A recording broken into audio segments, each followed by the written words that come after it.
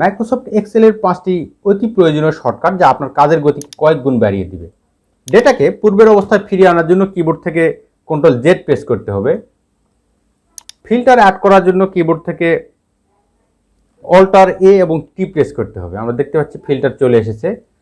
ঠিক একইভাবে filter remove করার জন্য কিবোর্ড থেকে অল্টার ডি এফ এফ অর্থাৎ অল্টার ডি এবং এফ দুইবার প্রেস করার সাথে সাথে ফিল্টার চলে যাবে। 3 নাম্বার ট্রিক্স, যোগ করার জন্য অটোসাম ফর্মুলা শর্টকাটে নিয়ে আসার জন্য কিবোর্ড থেকে অল্টার এবং ইজিক্যাল টু প্রেস করতে হবে। এরপরে ইন্টার বাটনে ক্লিক করলে এখানে যোগফল চলে আসবে।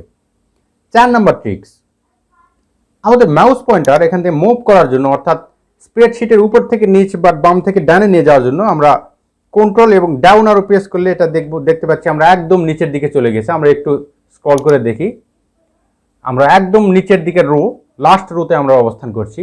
ঠিক একইভাবে আবার যদি আমি কন্ট্রোল ধরে আপ আরো প্রেস করি তাহলে আমরা আবার পেজের উপরের দিকে চলে আসব এবং লেফট রাইট অ্যারো প্রেস করলে আমরা বাম থেকে ডানে যেতে পারবো।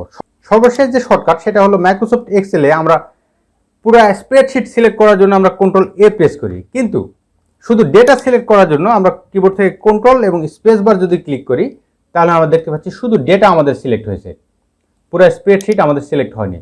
ভিডিওটি ভালো লাগলে আমাদের চ্যানেলটি সাবস্ক্রাইব করুন, বেশি বেশি লাইক, কমেন্ট এবং শেয়ার করুন। ধন্যবাদ সবাইকে।